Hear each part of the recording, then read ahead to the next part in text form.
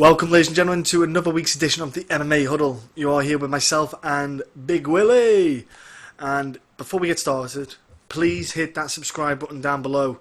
Give us a follow. We're nearly at 600 subs, which would be fantastic to get to.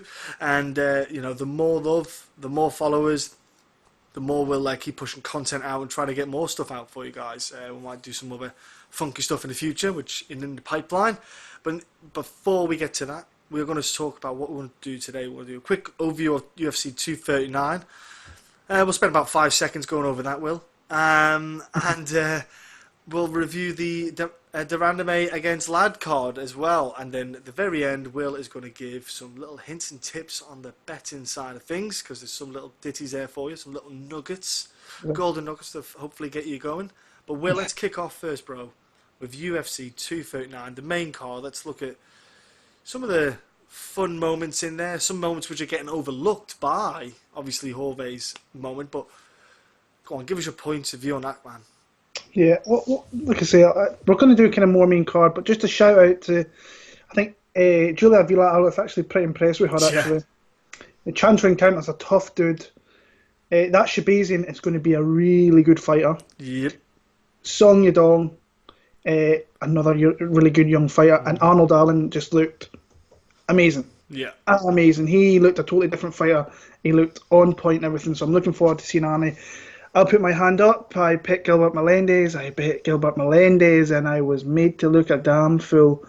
But happy for Arnold, because that's a signature win to have in your record, no matter if you're facing Melendez from a few years ago or Melendez now. It's a name on your record, and it's going to push you into the rankings. But I suppose there's only really one place really to start in the main card. You really can't really speak about much else other than that. The record-breaking knockout of Masvidal. I think it's genius. Mm-hmm. And the fact that Mike Brown's been putting out videos of him doing it 2 days beforehand, and Poirier was actually sending people messages saying this is how he's going to start the fight to people out there, is unbelievable. And it's fucking genius. Honestly, I could not believe it. I'm sure everybody else couldn't believe it. I think you watch it on tap, watching it non-stop. And I want to say fair play to Ben Askren, because he's come out and he could have went head for ever. But he's come out and did Ariel's show today. And I'm surprised he did that. Yeah, so was I. I was surprised when I seen that last night that he was going to do it. I thought I have to listen in and watch that. Because sometimes I listen, sometimes I wait till I'm at work. But I had to listen in and watch today, actually. And fair play to him. Doesn't like the guy, but he realises it was a kind of stroke of genius. And Masvidal is just, I've always really, really liked Masvidal. Because how can you... I don't understand how you really couldn't like Masvidal. Because he's a fighter that's came up through literally grassroots, the back streets, to make himself a fairly decent career. And now I think he realises how much he can really push himself and how much he can really put himself into the stratosphere out there. And this year's been massive for him. 2 fights, 3 wins. We're not going to count the Leon Ed one as an official win, but it's a win. It's a win. Yeah, so that's... And devastating fashion in all 3 as well. So let's be honest with that. I think he's next in line. I love the fact that him and Colby want to fight. Colby, I've seen, I think it was Niall McGrath, he did an interview with Colby and they says they would fight each other, they'd make a bit of money off it. I love that fight. I think it's a great fight. Masvidal's put himself right there. Who knows what's going to happen? Because I think Colby's got Robbie Lawler in a few weeks, and Kamaru's, I think he's out injured actually for a while, so would it surprise me if we throw an interim belt out there soon? Nah, hope they don't, but looks like it. But Masvidal, honestly, that's a stroke of genius, and what I loved afterwards as well is the fact that I don't know if you've seen when he was asked about the shots after the bell. Beautiful, yeah. Yeah, and whether they were called for, and with him, in the past I've been a little bit, I don't really like that. I'm not the biggest fan. But then you kind of got to realise some of these guys are just tuned differently. They're going to go until they get pulled off. And he is the prime example of that. So I was fine with it altogether, but like Masvidal, that was unbelievable. And then I might as well just quickly run through the main card, kind of my thoughts. Then you can give yours. Michael Chiesa looks huge at 170, and to be honest with you, Dago had no right being in there with that guy at all. Luke Rockhold is, I think he's done. I think he's officially done. When you're getting knocked out by Jan Blachowicz, who hasn't knocked anybody out in over 10 years, that chin is done, gone. And I bet him, and from probably the first minute, after the first minute, when he started spamming high kicks I should say, and then tried to jump in and take him down, and when he couldn't take him down, I thought, oh, you're in trouble. Mm-hmm. I got to the end of that first, and then there was the little melee kind of round the bell, and people have been kicking off saying, oh, he got head kicked after the bell went. He was in motion. You expect him to stop a high kick. It landed on the bell. Yeah, it landed on the bell. I don't understand people that are saying, oh, but he landed an illegal shot. It's some people are stupid, like when it comes to things like that. And Blachowicz came out in second and caught him with that left, and I think Dana's right. I think Luke should maybe just step away, smashed his jaw in, I think, brought another broken. Yeah, twice. And like, I'm not going to say that Jan's good. Like, Jan's really turned himself around, but there's a lot of young killers coming through with massive power, and they could easily do that to someone like Luke Rockhold. And to be fair, what's Rockhold? He's going to, like, if he wants to get himself up to that title shot, he's going to have to like reel off 3 to 4 really impressive finishes over maybe these youngsters or whatever. I just don't see it happening. So I think he's kind of done. Nunes is just amazing. Fair play to the lassie. I think she is such a solid fighter. And like, she was making adjustments in that first round. Couple of minutes in, making adjustments. She said she saw the reads of what Holly was doing. Beautiful head kick. Mm-hmm. Love the fact that she says, like, I want to go back up white face Cyborg again. And then she wants to come back and defend at 135, probably against maybe De Randamie or Aspen lad, who knows. So much respect to her. And then John Jones. How did you score the John Jones fight? Well, first time watching it live, I was too dead. I was too. I can never judge a live fight like that because I was too tired. Obviously, if I'm judging a fight, I wouldn't be that tired. It was at, stupid o'clock in the morning. So I was just happy to try and keep my eyes open. But when I look back at it, I did score it for John Jones. I scored it for John Jones on the fact that the strikes that were landing from Santos weren't landing clean. Mm-hmm. They were maybe hardly touching some of those punches because Jones was out of the way. His range was well out. He was slipping out of the way. He was only slipping slightly and it was missing.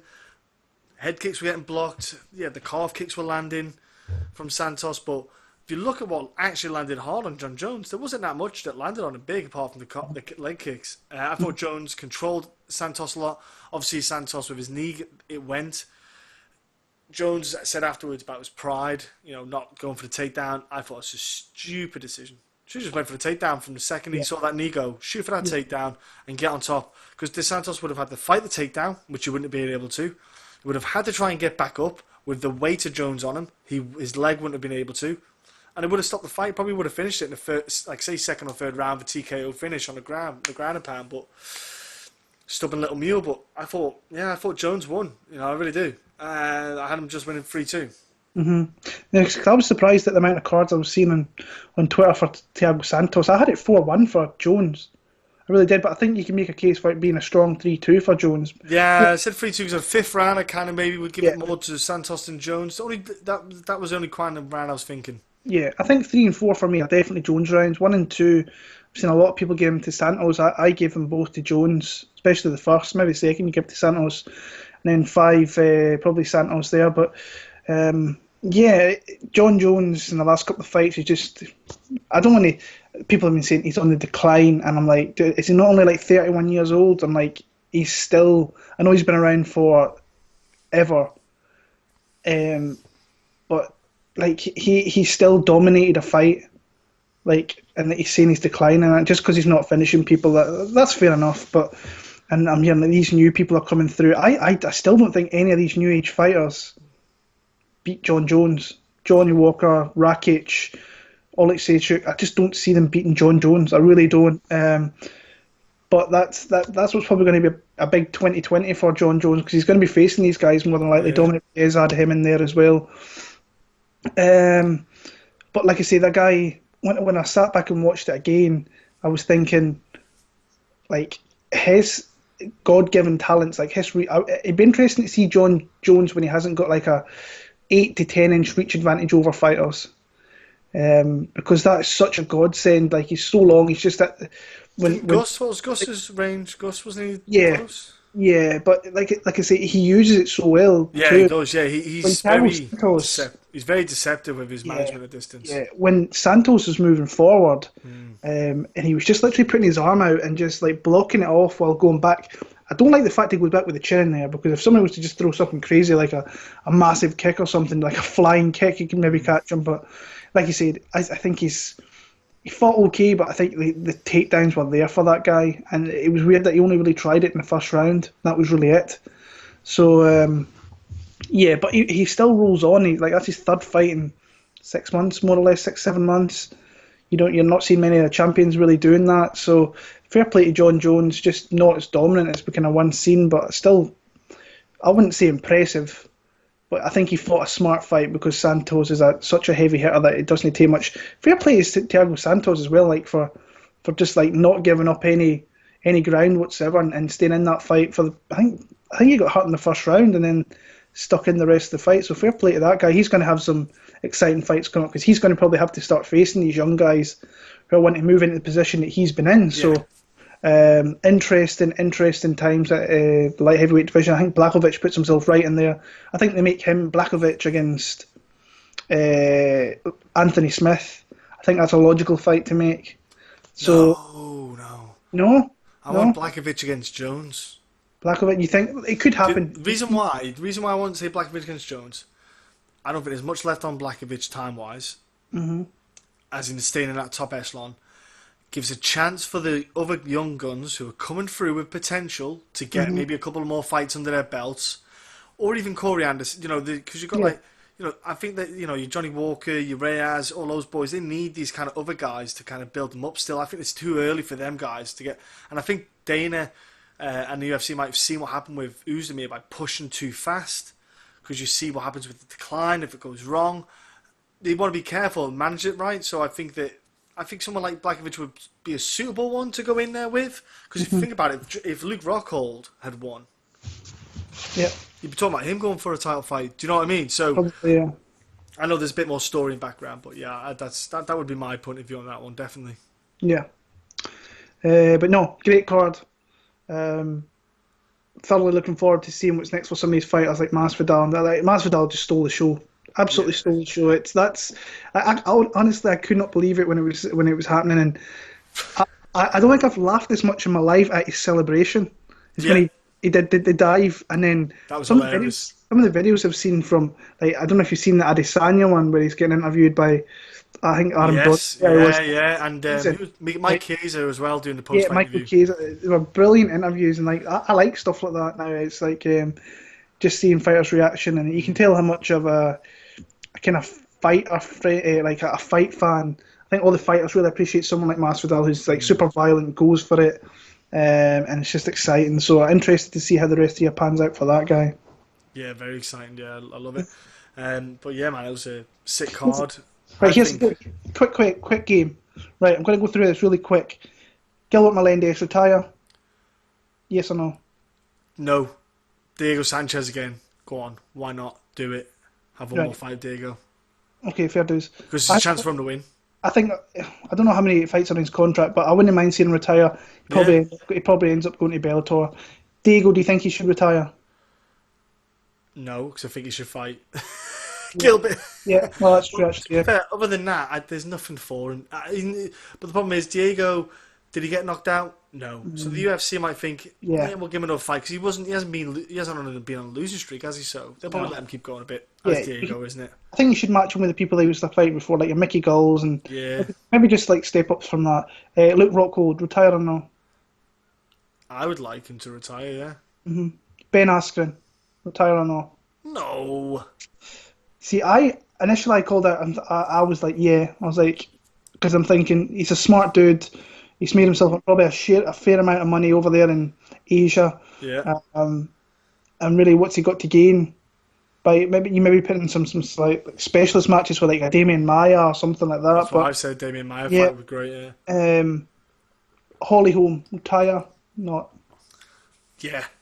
I think she should retire as well. Because she's already done it. She's Yeah. already well on a strap. Can't really see her doing much else. You know, like what's she gonna do? Like I don't know. She's 40 years old as well, so it's like Smoking 40. yeah. So and she's went up and she tried for a title up there and 135. So Got robbed at 145. Yeah. yeah, to be fair, so just a little thing I'd throw in there. So let's move on to Sacramento.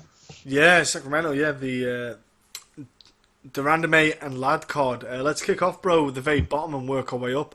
Obviously, at the time of recording, Close has not got a replacement, so we're going to have to skip that in the main card. Just give you all a heads up. That's why we're skipping it. But like I said, we'll go down from the bottom. We've got Benito Lopez against Vince Morales. I like this fight. It's a fun fight. I think it'll be an interesting fight. It's a good development fight for both parties. What are you looking at? What are you looking at this fight? Yeah, good fight. I think it's going to be a close one. I think Benito gives you opportunities to get in the fight. And Morales, although I don't think he's super spectacular in many kind of aspects, he's really solid with his striking, and that he kind of might play on the opportunities that Lopez will give him. Lopez, I think, he's super aggressive. I think that kind of went to his detriment against Manny Bermudez, who we've seen that if you just go to the ground with that guy, you're in deep, deep shit. So shout out to Manny Bermudez. He's got a fight kind of announced today as well for UFC 241, so good luck to him, a guy that we spent a bit of time with in Liverpool, so fair play.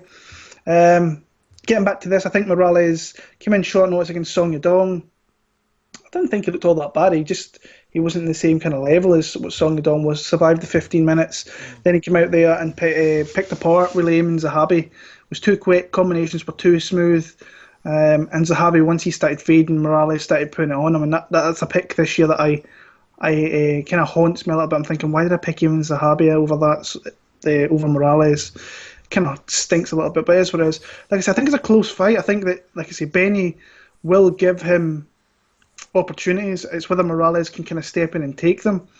I'm going to go Benito Lopez, a very, very close kind of decision. It could really go either way. But I've got Lopez just. I'm looking forward to the fight because I think Lopez is a fun guy. Exciting prospect. Yes. He's, like you say, they are a bit of a contrast because Morales is, I don't want to say structured, but he's just kind of good fundamental, good combinations, like you said, Will. But I think Lopez just throws that unorthodox kind of strikes that can catch Morales out because it's not predictable. It's not like a 1-2 leg kick. It's not like a 1-2 left hook. It's not the simple kind of combinations. So I'm kind of looking towards Lopez in this fight, just because of the kind of variety of striking that he can throw. I think he'll probably be a bit longer and taller in this fight as well between both parties. For me, Morales, when he's doing distance management, it's not that I question it. I feel like he's sometimes a bit too far away when there's a gap, obviously, where you want to be engaging with the striking and then you want to be just out of range. I think he's just a bit too far sometimes, so that he then has to build himself up to get back into range, and I think that's when Lopez can start maybe coming out with the kind of exuberant strikes, and also with the teeps and the front kicks and stuff like that. So I'm going Benitez's decision. He will take his licks, but I think it's just Lopez's style, man. I think it's just the way he's always going to fight, so he's always going to be in there, involved in a bit of a dispute in the scrapping range. But yeah, I would go decision Lopez. And next up in the bantamweight division, we've got Ping Yuan against Louis. Is it Louis? Against Jonathan Martinez. Again, bantamweight fight, so it's going to be fast pace, lots of action. I'm always a bit dubious with Jonathan because he lost against Andre Sukantar, so one of the dudes with the poorest fight IQs ever. So, but Ping Yuan is he came into his debut and he caught me out. He beat Stasiak. Obviously, Stasiak had a really shocking night, but he surprised me with his performance. And then he faced Martin Day, putting a good fight against him. Got a split decision.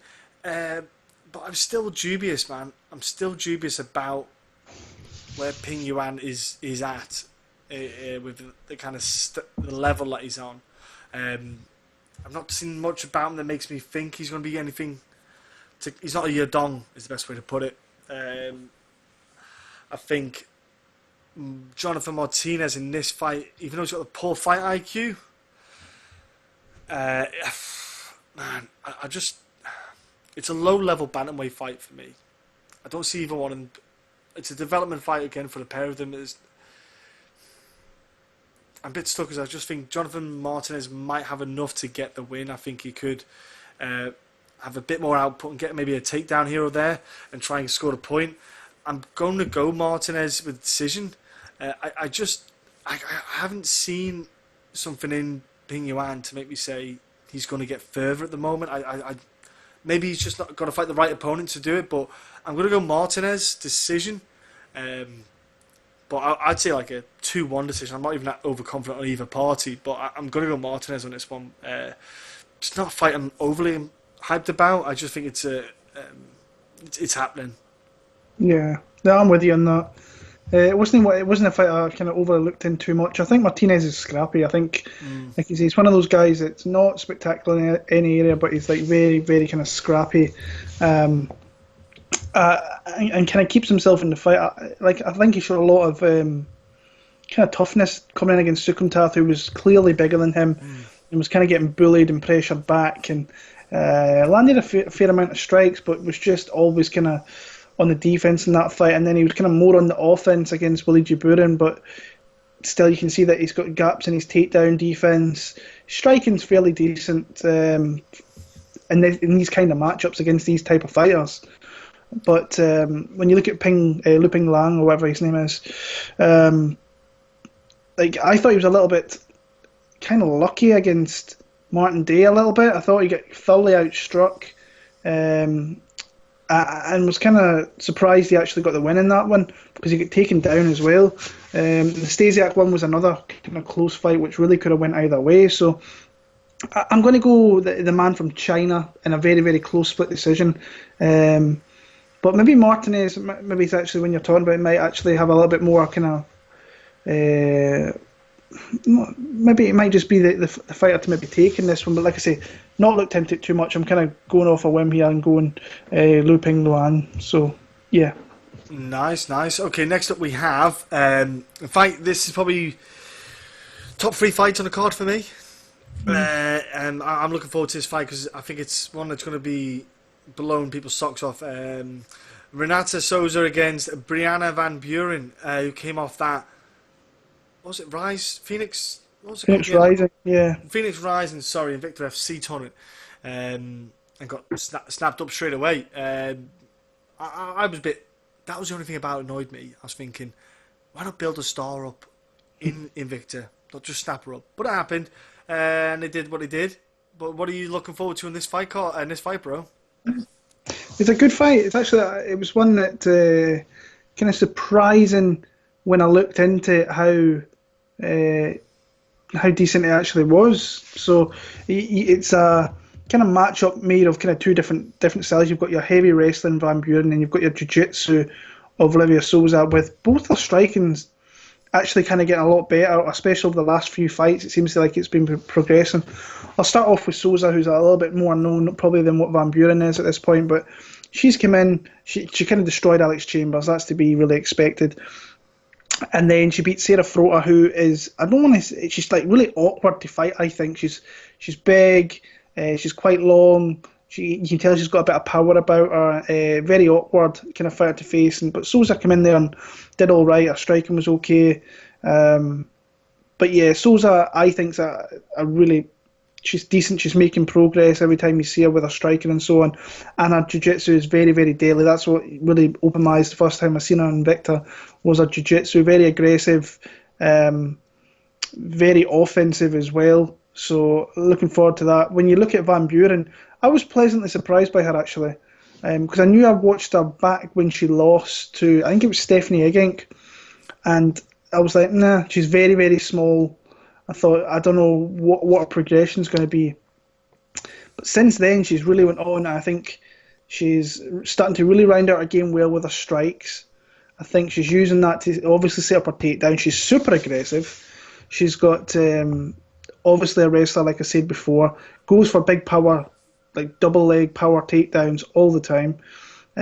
Great top control, great ground and pound. So anytime you've got a good wrestler with good top control and ground and pound to match, you're in good stead there. And like I said, her striking's come together. She kind of uses her hands with some nice combinations. Kind of comes forward a little bit, kind of with the defense lacking a little bit, but throws some kicks along with it. Quick hands, not overly that much power. She's tiny. She's like 4'11", maybe 5 foot if you're lucky. But good pressure, and she's got cardio that matches. The one thing that's kind of annoying me about this, in like the Phoenix Rising tournament, is that it was only initially, I think there were not 1 rounds for the fight. So it was like a fighter like Brianna VanBuren is absolutely perfect for a fight card like that if it's only a 1 round fight, because her wrestling and aggression and control's like second to none. So, but yeah, this it's an interesting style with the simple fact that you've got someone who's a good wrestler and then you've got someone who's very, very aggressive and offensive with her jiu-jitsu. I like the pressure of VanBuren personally. I think that, and I was surprised by this because beforehand I was like very keen on Livia Souza, but VanBuren, to be fair, she kind of opened my eyes a little bit, and I loved her pressure, I loved her cardio, I liked her wrestling as well, and I think she can get Livia Souza down, so I'm going to go Brianna VanBuren via decision. That's exactly the girl I'm going for too. I think she's going to surprise a lot of people. Yeah. It's like you said, Will, in the Invicta thing, she showed great development. I thought her transitions from strikes to takedowns was good, very good, because she timed it well where she was throwing her hands and kind of changing levels as the person was just off balance, so she was getting those takedowns in really nicely. Yeah, like you said, the final was 3 5-minute rounds, but the two bouts prior were 1 5-minute round bout. But she did win the first one with VanBuren, and then the second one obviously with the decision. But yeah, I think that it probably maybe did suit her style, but I think this one, I think Cezar is a talented fighter. I think the pair of them are wonderful additions in this strawweight division. You know, I think the two of them are going to be just tearing it up against some of the girls who are in there right now. Some of the, I don't want to say deadwood, but some of the girls who have been in there probably biding their time until these girls like these came along. I think just VanBuren's just going to be three rounds of just aggressive pressure. You know, I think she's going to throw heavy to take grapple and take down. Cezar on the ground, I think she'll be able to manage her well on the ground and, you know, deflect majority of the ground and pound and maybe even hold her up. Hold her down and restrict her movements to maybe get the stand up, because she is a very good, talented grappler. But I'm going VanBuren as well, mate. I just think she can get the decision win just with that wrestling, man. Wrestling's king, or queen in this instance. And next up is a fight that surprising fight. Darren Elkins against Ryan Hall. Surprised Ryan Hall's fighting so frequently for him. I think Ryan Hall's got a way harder fight than BJ Penn. Way harder fighting Darren Elkins. I know Darren Elkins, he's been around the game a long, but Darren Elkins, solid wrestler, starting to build up a quirky, quasi, semi-weird, funky strike style, which isn't really proper striking that he's got with Team Alpha Male. You know, he's got the weirdest kicks. Have you seen it? It's their best. Obviously, they're just doing what they can with the way he acts and the way he moves. But man, I think Ryan Hall's going to have a tough one, because Ryan Hall's got to firstly get Darren Elkins down if he wants to win the fight. Not overly confident he can, or he jumps into guard, or he tries to take his back. But if you look at who Ryan Hall's fought, I think Elkins is leagues above some of the guys he's fought, if I'm honest with you. BJ Penn, obviously, I'm talking about BJ Penn now, obviously not BJ Penn in his heyday, that's a different kettle of fish, but I mean the opponents, the calibre and the level at which Hall's fought, I think he's going to be in for a surprise, man. I think Elkins, if the fight goes to the ground, if Hall maybe pulls guard or whatever, I think Elkins is going to be more than happy just to lever him down to the mat and put his face in the ground. I'm going Elkins, man.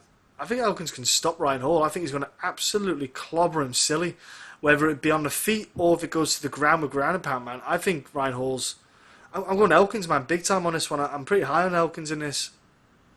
Yeah, I'm going the other way. I'm going to go Ryan Hall. Boo! Yeah, like I say, he's not really the most fan friendly fighters, is he, Ryan Hall? Really, with the way his style is, and especially with him flopping to his back, and but what he has got is he's got jiu-jitsu that is next level, and that's the thing here. I can see I cannot see this fight where Darren Elkins is not pressuring. It's in his DNA to like pressure, and this is where I think he might kind of actually be, his pressure might actually kind of really go against him, and like he can maybe fold into a choke or something like that. We all know about the leg locks and the ankle locks that Ryan Hall's got, and he, as soon as he gets you in that, he's got you. If he's catching people out like BJ Penn, he's going to catch someone like Darren Elkins, in my opinion. So, but when you look at his striking as well, I don't think his striking's bad. I think he's got some kicks, but whether he wants to really use that, because he seems to me like he's the fighter that will go to where he's most comfortable. I think what he has to do here is definitely initiate the striking, where he can maybe get Elkins to pressure him, maybe even get Elkins to take him down, and then try and work from there. But you know what he's going to do? He's going to come out, try and catch some of those M&I rolls or whatever he can. I've just got a funny feeling once he catches that ankle or the leg, he's got you, and that's it. So I'm going to go Ryan Hall via submission. Okay, well, it's just is it Holsworth that trains at Team Alpha Male, and he's a legit grappler. Yeah, I think Elkins might have done quite a bit of work with him as well, and work on defense. But either way, women's bantamweight division, bro. Julianna Pena, or Julianna Milf Pena, is back against Nicco Montano. I think it's a closing, open and close or close and shut case. Either way, I've got a pretty solid pick on this one. Who are you seeing in this one, Will? I'm going to pick Julianna Pena, but I'm not sold on her. I've got this whole, I don't know why I've got it in my head, this whole mum thing, coming back from having a kid. We've seen it in the past where I think it was Sarah McMahon was one, Alexis Davis was one, and they come back and you can see the rust, you can see like they've lost a step a little bit. And it usually takes them a fight or two to really get back into the side of things. It was the case with Alexis Davis. Now, Pena, in my opinion, is better than Alexis Davis, and so on and so on. But like she's not had a fight in nearly 3 years, which like legitimately shocked me when I read that. Like 2.5 years. Valentina Shevchenko, January 2017. So I honestly could not believe it was that long since she last fought. Not had a win in over 3 years, so she'll be kind of looking forward to try and maybe get that W here. Now, she's all pressure, not much technique, and then you look at Nicco, who's obviously, she was a UFC champion. You cannot take that away from her, even though she did not want to go near Valentina Shevchenko, which, when you look at her now, you're like, maybe that wasn't a bad thing. And then she had I think she had a USADA case as well, which didn't go down too well. So she's moved up to 135, where I think that they're pretty similar size. Maybe Pena's just a little bit bigger. She'll maybe cut a little bit more weight to get down there.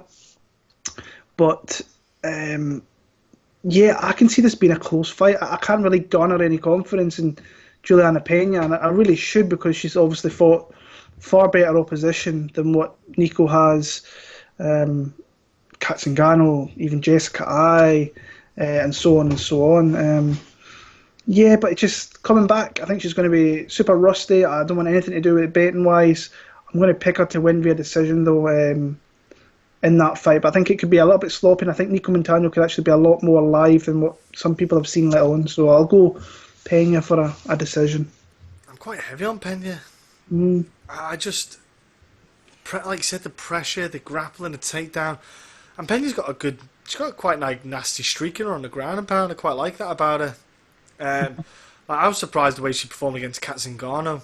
When I go back to that fight, that fight kind of surprised me. I kind of was taken aback by how well Pena did in that fight. You know, I know obviously it wasn't recent, but even still, I was super impressed with that performance, and I kind of ingrained into me. I thought, man, Nicco, look at Nicco's fought, like you said, bro, the level she's fought. There's gaps. Even the distance in time since Pena's fought, it doesn't change the class of caliber that what she's competed against. And obviously her training, she's had a bit of time off. She's been doing a commentary, so she's been doing a lot of study. That's basically doing homework when she's doing a commentary. And I'm sure, the hunger to get back in there, because I know she lost to Shevchenko, but she was only just shy of a title fight. So if I'm Pena, in my mind, I'm thinking, I'm not far off that. She gets a win against Nicco here, who again, in theory, like you said, is a paper champ. It's a nice little thing on your record. She maybe gets another win somewhere else, or another 2 wins. She maybe gets another title. She gets a title fight. So I'm going Pena pretty heavy. I think she'll just be too much pressure, too much kind of top pressure, too much for Nicco to really handle. I think like Roxanne Modafferi is a perfect opponent for Nicco. Made Nicco look good, but beating Roxanne Modafferi, not the best win on the record, but Roxanne's a great legit fighter, don't get me wrong, but I don't think she's a top level. I think Pena's above Nicco by quite a bit. Next up we have in the featherweight division, Andre Fili, Sheymon Moraes. Now, Will, you mentioned a little bit off air you're looking forward to this fight. You like this look of this fight. I think it's a good fight as well. I think Sheymon Moraes, I'm actually looking forward to when Sheymon Moraes fights. I think he's a very good fighter, very well put together, puts on solid performances, can put on some deadly strikes, and he can actually take a punch as well. He's got a good chin on him. My only issue is Andre Fili, bro. He's just so hot and cold. I can never trust this guy.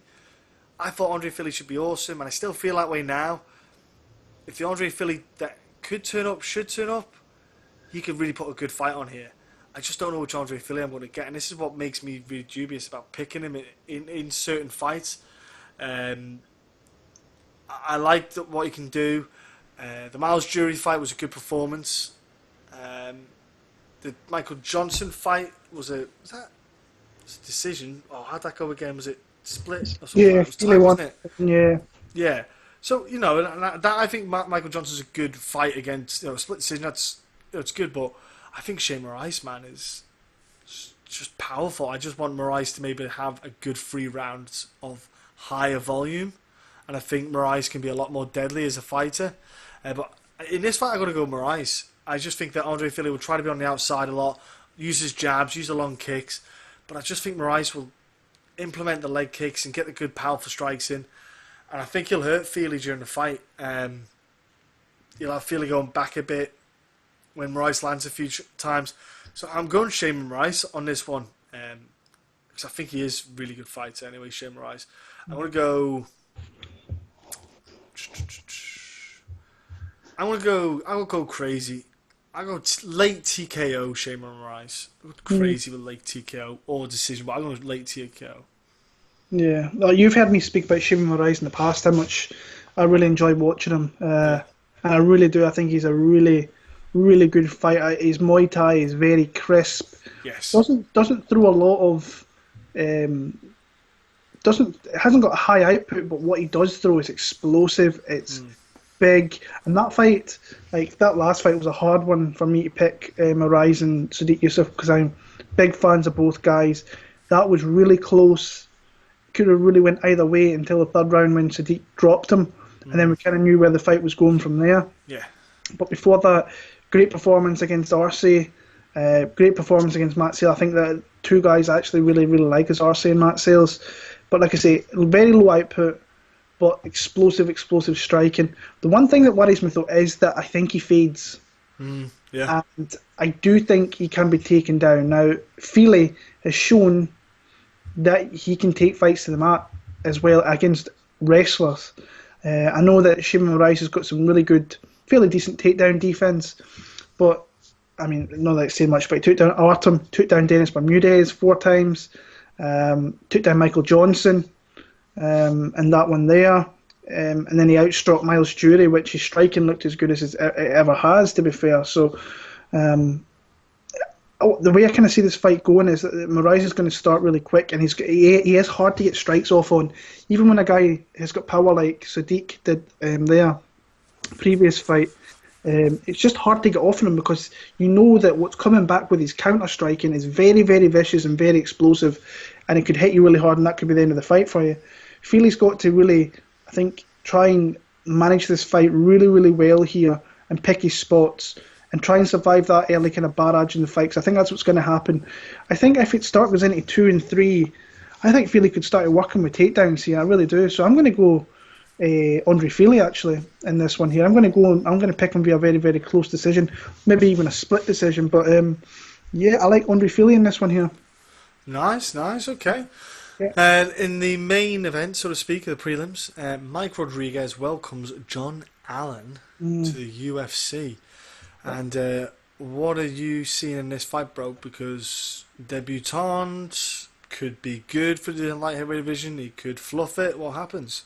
Yeah, like I've not watched any. I don't know if you have watched anything of this John Allan. I've not watched a damn thing. I've watched a little bit about him. He's so there's no point in me making a pick, but I am fairly not high on Mike Rodriguez. I actually bet him on this fight with another guy in the card, but the bet fell apart when Vellante pulled out. I bet Mike Rodriguez, but like I say, I'm not going to make a pick for the simple fact I've not watched other guys. So, but I do like what Mike Rodriguez did. I cast him as a really good underdog last time out. Seems like his head's in the right spot. But I'll pass over to you because you've obviously watched something and I've not. So yeah. Yeah, it was in the Brazil promotions. I can't remember what it was called now. The Brazil promotion. He was he's. Oh gosh, how do I describe how he fights? He's got some good combinations. He's on his striking. He's got some powerful combinations. My only issue was it looked like he tired a bit, and when he tired a bit, his striking got a bit sloppy. Within it didn't take too long. What I mean by when I would say sloppy is when he's thrown, for example, his power right, it kind of comes down to the hip on the return, and you can't do that. That's just sloppy. And I found that with a couple of his strikes, he needs to tighten it up a lot more. He needs to bring the hands back to the chin, not down to the hips. He did that with a few combinations, and that worried me a bit.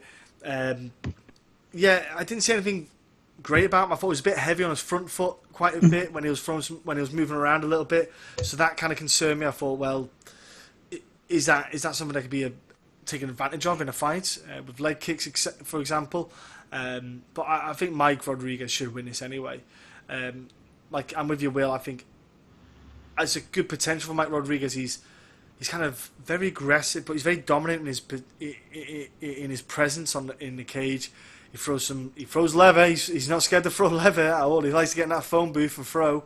But he throws some good kicks and knees, man. He's got some very good explosive movement and to catch guys out. And I'm going Mike Rodriguez. I think he'll finish this fight with kind of like one of those kind of explosive knees or kicks or something. So, yeah, I'm going for Mr. Rodriguez as well, bro. Next up, we have kicking off the main card is Marvin Vettori against Cezar Ferreira, or Mutante, as they want to say, whatever you want to call him. But I'm going with Vettori in this fight. I was humming and hawing about how to pick this one, but my only thing is I don't have a lot of faith in Ferreira's chin. I've never had faith in it, and he gets hit, he gets wobbled. Obviously, at welterweight, it did not do well. It did not bode well for him there because that weight cut just wrecked his chin. Middleweight definitely is a more suitable weight class for him. He's got the look of a monster, but I think Vettori, he's not the best striker. Vettori's not the best grappler. He's not the best submission artist. But Vettori's just like a solid middleweight. He's just a good all-rounder. And I think he's got a far stronger chin than Ferreira. He can hit. He's got good left straight. And I think he can land on Ferreira quite a few times. And Vettori's got a good gas tank considering for middleweight. When you think about the middleweight division, it's not easy to have a good gas tank sometimes when they're big cuts.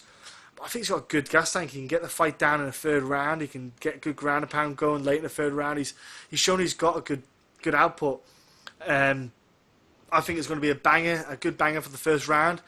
Ferreira's going to get clipped and start to back off a little bit and be a bit like, no, I don't know if I want to do this anymore. So I'm going to go for Vettori decision, if not a late stoppage, but I'm going for Vettori, mate. Yeah, I'm with you on that. I'm on Vettori as well. Just when I was watching it, I'm thinking, right, so the guy can be taken down, and that's obviously what Montano wants to do. He wants to take this dude down because his chin is non-existent. Well, non-existent, but it's very... rock oldish. Yeah, take a shot. If he takes a half-decent clean shot, he could go down. So, and the guy is really, really good on the ground. But the fight that really kind of made me go on to Marvin Vettori for this fight was the Carlos Diego Ferreira fight, Antonio Carlos Jr. fight. Yes. Who is also extremely, extremely high level on the ground. And that was the fight that I thought, right, so you get taken down, but he stayed alive in that fight. And that's what he has to do. He just kind of try and work his way back to the fence and try and get up. That's what you have to do against someone like Antonio Carlos Jr. He got taken down 4 times in that fight and never got submitted. That's a feather in his cap against someone. It's so high level on the ground. And Ferreira, I don't think he's as high level as Antonio Carlos Jr., but he is very, very good. And he's shown that he's got submission skills himself when he submitted in his UFC debut. But he's got takedowns on his own, and that's where this fight kind of work out for him, because I think he's better on the feet. I think from the southpaw stance, he is. Not that saying Ferreira's a bad fighter, but he's got a chin issue.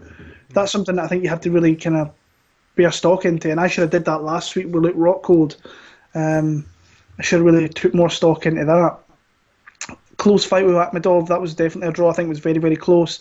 Adesanya, I thought he actually gave himself a really good outing in that fight against Israel.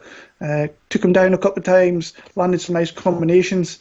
After the first round he kind of got beat up a little bit, but he kind of came into it as the fight went on. I just like him to on the feet just boss this fight, try and not get clinched up, put against the cage, so on. And then I just think he's going to grind out Cezar. I think he's going to grind for 15 minutes, and Ferreira I don't think has got that kind of game in him to really do that, and Vettori will keep on coming, so I'll go Marvin Vettori with a decision. Yeah, nice. Next up we have Karl, in the middleweight division again, Karl Roberson against, and he's welcoming, Wellington Turman. Yeah. Or Turman, if you wish to pronounce. Will, what do you see in this one? Yeah, I like the fact they brought this kid in, only 22 years old. That they're going to grow him, I think, in the UFC, decent record. Obviously, he's had a lot of fights out there in Brazil and so on. A couple of KOs, more wins via submission on the ground. Been to decision, I think, 3-4 times as well. So, what I liked about him is that his striking's not good. That's something that I think will definitely have to come on while in the UFC.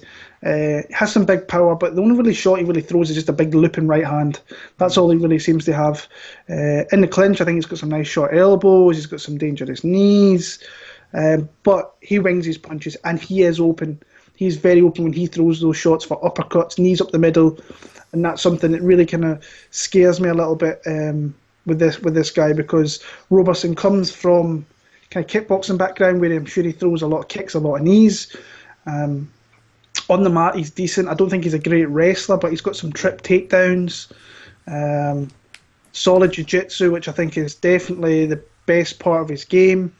And he'll pull guard if he needs to as well. He's not scared to kind of pull guard. Once he gets on top, he's really good. He'll work his way to the back. That seems to be his main protocol, is to find his way to the back and dominate with positioning there. But like I say, not a great striker. Has got good jiu-jitsu, but he has to fight, has to take it there. If he takes it there, then I think he's got an opportunity.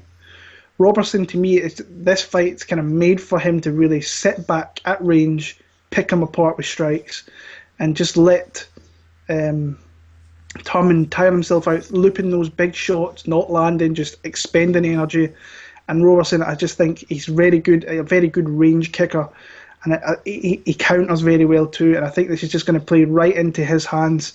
But like I say, if this fight hits the mat, it gets interesting because the two losses in Roberson's career are via submission. So it's blatant what he has to do. He has to keep it in the feet, wait for this guy to gas in, he can take him out. I'm going to take Karl Roberson, but it would not surprise me if this Turman submits him if he gets him to the ground. I like the kicking game of Karl Roberson in this one. So I'll maybe take him via TKO. Yeah, I like Turman's setups on the grappling aspect with setting up submissions as well. One of the ones I liked was a guillotine setup that he did. He was patient. He, couldn't get the grip in at first, reset, took the arm away, kind of pressured the guy's head to make the guy move his head somewhere else so he can get a better grip and got the submission in. So yeah, he's good, even for a young kid. He's got a mature patience about him when he's on the when he's on top, or when he's in the grappling exchanges. So that is something to look forward to. If maybe a scramble, he'll be there. He'll be jumping on something, grabbing on.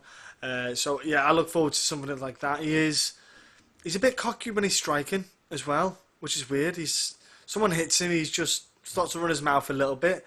I don't mind it, but at the same time, you better back up with your hands. And like you said, Will, he's not the sharpest striker.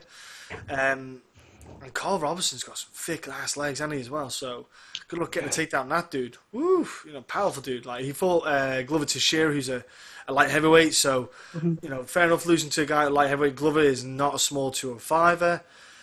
I think Karl should win as well. I think that he's just powerful, explosive dude as well. The kicks and power and the range. I think he'll be able to cut the angles away from Wellington as well.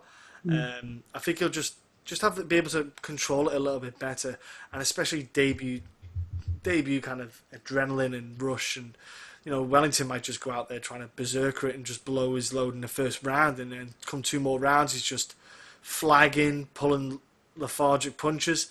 So yeah, I'm going Roberson as well. Nice clean decision. Just be a smart tactical fight for him. Don't go too crazy with it. Next up we have featherweights. Josh Emmett against Mirsad Bektic. Now, fun ass fight, Will. Woo, this is a fun one. Because you got Josh Emmett, who's he wasn't doing well against Michael Johnson, let's put it that way. The dude was not winning. But Johnson got cocky and got clipped and got starched. And Josh Emmett's just one of those dudes where I thought he's beatable. You saw it there, he is beatable. You just don't want to stand in that pocket with him. You just don't want to let him get off on you. You don't let him release that strike on you. Mirsad is well, I want to say he's not a prospect anymore. Mirsad is a featherweight. He was a prospect, and now I think it's wrong to even keep that title near him. He's a very good fighter, Bektic. He's just aggressive, which is his problem in this fight, because Josh Emmett, you want to be careful about your aggression. He wants to go for the takedown. Mirsad will probably want to get a takedown and get on top and just try to wear Emmett out. I think he'll have a tough time getting Emmett down. I think Emmett's a good, strong guy, strong wrestler, powerful fighter. At first I was thinking Bektic could win this. I thought maybe he could outwork, but when I watched it back, I thought Bektic hasn't got the speed that Michael Johnson has in the striking. So he's not going to be able to do what Michael Johnson did. And that's possibly one of the few ways to get around Josh Emmett. I'm actually was high on Bektic for a while, but I'm Josh Emmett. I think Josh Emmett can actually stop Mirsad in the later rounds, because I think Bektic will tire himself out going for those takedowns, trying to do the grappling exchanges for the first 2 rounds maybe, and it will just be not exhaustion, but just a lackadaisy kind of moment in the fight. 3rd round, Emmett's still got that pop in his hand. I think he's going to hurt Bektic and have another stoppage on his card, man. Yeah, this is one of the fights that really jumped out at me. I think it was probably way back in Manchester when Bektic was fighting, and he was one of the guys I really wanted to meet because he was an up-and-coming prospect at American Top Team, moved himself over to TriStar now, which you're seeing there's a new load of kind of guys coming through at TriStar with obviously Arnold Allan and Bektic there, so they're running him out, and Zahabi's a great man to have on your side because he's very tactical, very technical as well. And he's looked good since he went to TriStar. There's absolutely no doubt about it. after that kind of embarrassment against Elkins, where he was, let's be honest, he was completely wiping the floor with Darren Elkins. Yeah. And then the dude, I think, just gassed badly, and Darren Elkins got an absolute signature knockout. He was taking him down, he was really hurting him from the top, and then got taken out, moved himself to TriStar, had Pepe, knocked him out in the first round, really good solid knockout there.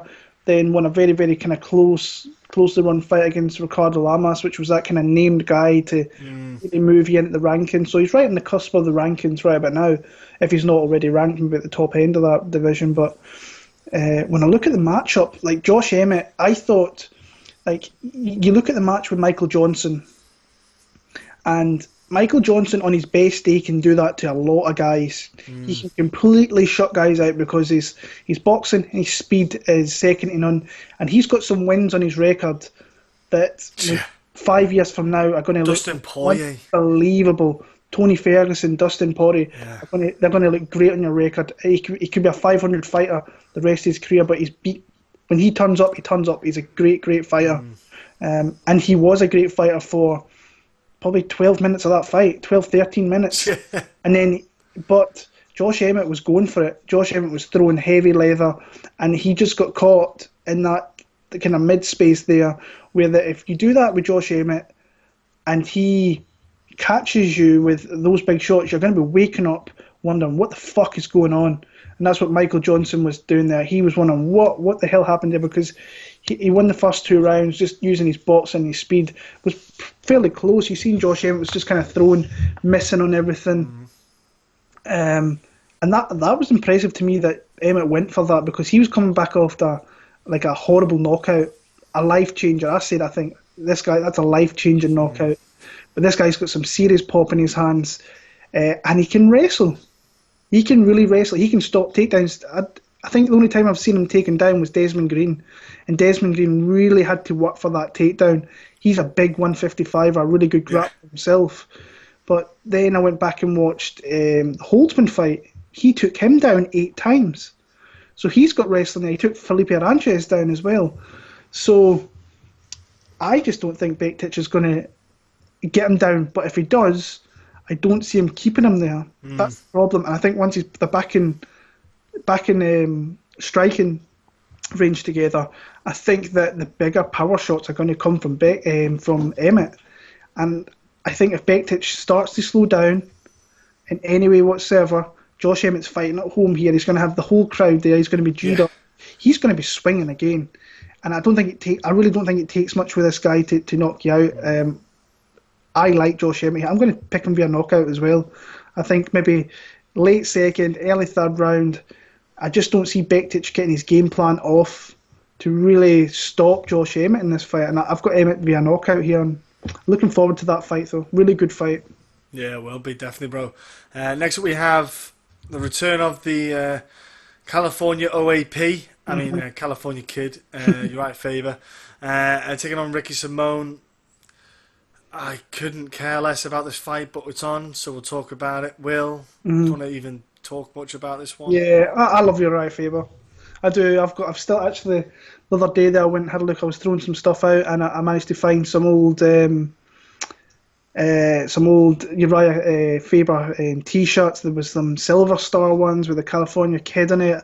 That must be going back 10 plus years, maybe. So yeah, I've always been a big fan of Urijah Faber. Many years ago, he did so much for the lower weight classes, and he was always a name when he came into the UFC. Always a name. You could take the fight card to Sacramento. He'd sell it out, and he's faced the best of the best, really, and UFC Hall of Famer, I think, as well. So he's done a lot for the sport and recognised that. But like I say, he's not fought in 2.5 years, kind of at the same time that Pena's fought. Looked good against Brad Pickett, but Pickett at that point was on his way out. That was his second last fight, I think. So, and it was at home in Sacramento. But he's lost a step.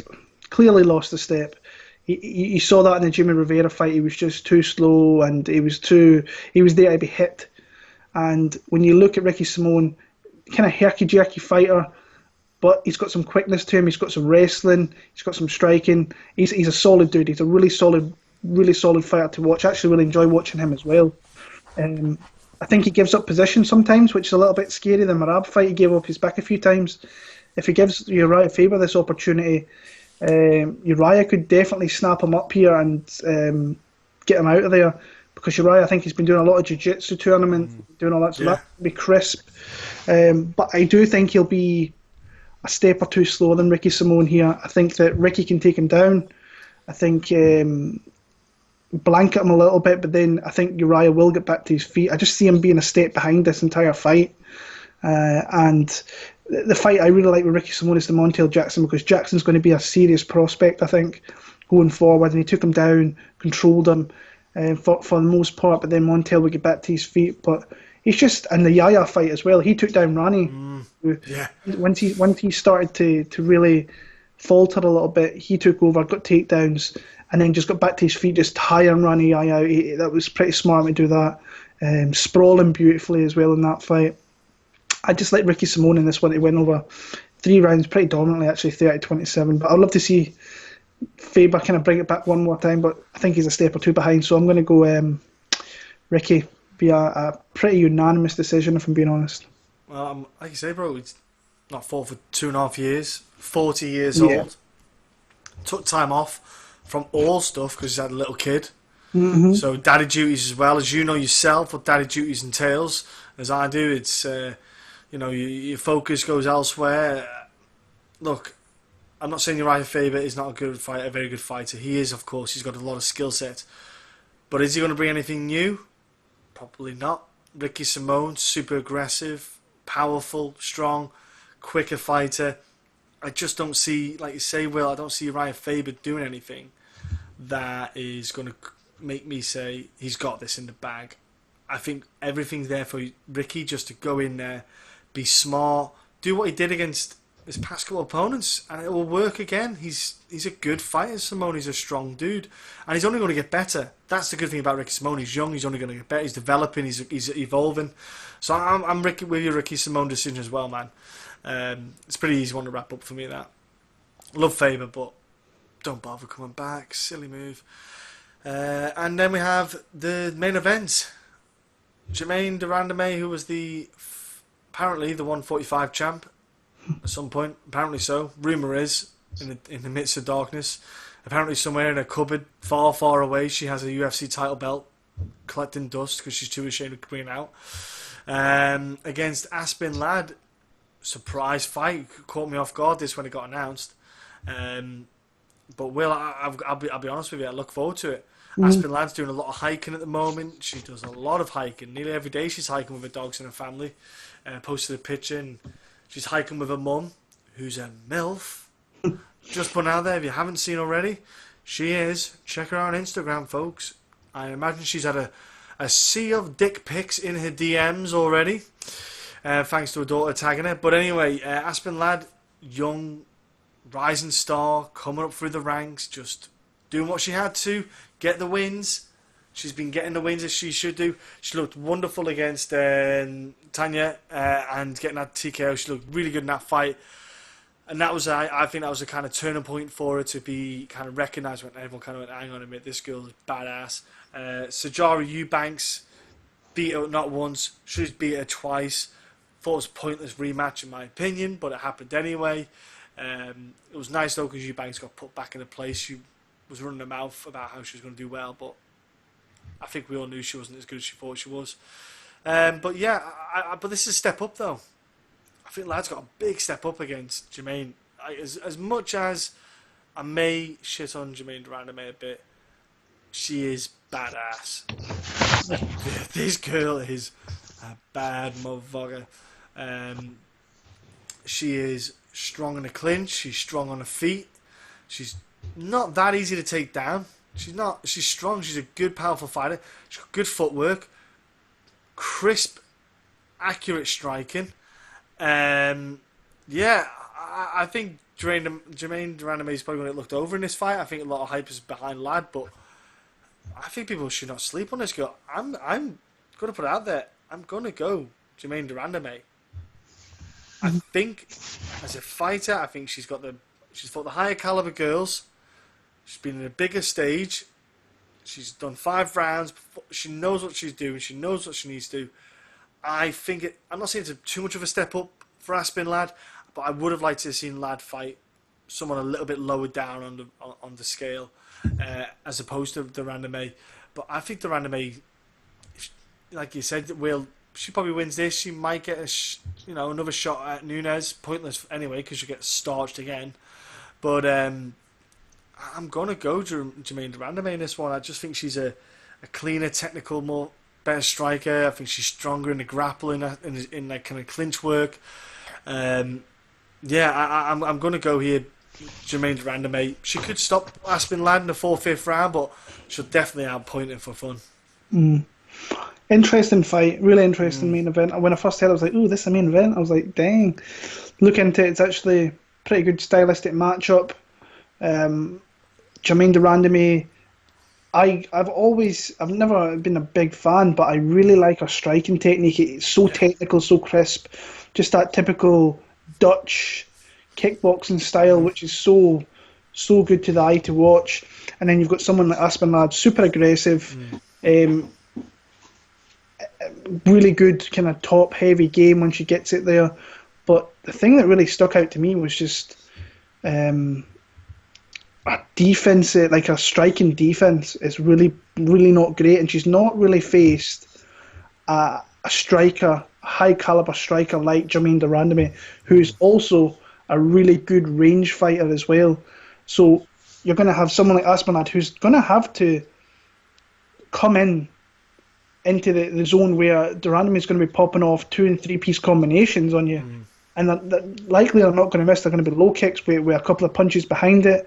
She's going to have to get super aggressive to obviously clinch up, get the takedowns. And when you look back over the last few fights, De Randamie's not easy to get down. She's not been taken down. Now, I'm not going to really count the Elmos and the Pacheco fight, because they girls really had no right being in the UFC, and especially facing De Randamie either. But like, you have to go back a long time. Like, the last person to do it was the GOAT, the women's GOAT, was the last person to take her down 5 years ago. And saying that, she's not really faced say an outright grappler, and I think that's what Aspen Lad is going to try and do here. She's shown in the past that she can get takedowns. She wants to get there. She's got some very vicious ground and pound. But the one thing that just sticks out to me is the defensive striking is not good. She gets hit a lot. Eubanks was on load now with big strikes, and Eubanks is not even in the same level as what Germaine De Randamie is when it comes to striking. But I do like Aspen Lad. I really do. I think I'm betting her on every UFC fight, and but I'm actually on the other side here. I like Germaine De Randamie. I think her range game's too good. She's been 5 rounds before, which I like. She's faced like Holly Holm was a good technical striker, and she really kind of out-muscled her. That fight really pissed me off, by the way. I was raging. I bet Holly Holm in that one, and I was like, Germaine De Randamie was like seriously pissing me off in that fight with her late hits and everything else in that fight. But then she came back, dropped the belt, obviously didn't want to face Cyborg, and kind of beat up Raquel Pennington with that range striking, which I think is going to be a path to victory here. Like you said, I think there could be a stoppage maybe late on. Either way, I've got Germaine De Randamie here, and I like it. She's number 1 contender in that division, so she wins this, she kind of puts herself in line for a rematch against Amanda Nunes. Maybe that's not a good thing, the way Amanda's kind of buzzing through people at the minute, but makes herself the number 1 contender nonetheless. But I've got Germaine De Randamie, maybe late TKO, if not fairly dominant, not fairly dominant, a decision win, maybe like a 48-47 or a 40-46 type performance for me. Nice, and there you go. That's our card broken down. Do feel free to put your picks down below, and who you think is going to come along and steal the show. But we're going to Will's bets, and Will, what's on offer? What do you see, or what potential is there if the lines could potentially change, say, further on in the week? Yeah, I made a bet pretty far back. It was Mike Rodriguez and Ricky Simone actually in a parlay, and then obviously Volante's pulled out, so it's really down. I've got some money on Simone to win kind of straight, so hopefully that comes through. I'm going to bet Josh Emmett I'm 100%. He's an underdog in this fight. Yeah, he's a sizable underdog, plus 145 underdog. So I like him. I like that spot. So I'm fairly confident that he's got an opportunity to win that fight. I've already bet Germaine De Randamie. She's a big underdog as well. Which that was a little bit weird. I bet her at plus 140, and she was bet all the way down where Aspen Ladd then became the underdog, and then somebody over the weekend must have put a hell of a lot of money on Aspen Ladd. She's now a minus 165 favourite, and De Randamie's back to the plus 145 underdog status. So somebody's put a large bet on Aspen Ladd to change that line so much. Who else do I like? Ryan Hall's getting close to being an underdog as well. I really like that. I don't mind that bet at all. But there's some close lines. Vettori's minus 140, which I don't mind. Andre Fili's a guy that I'm probably going to end up betting as well. I like underdogs this week. I think this is a spot for underdogs.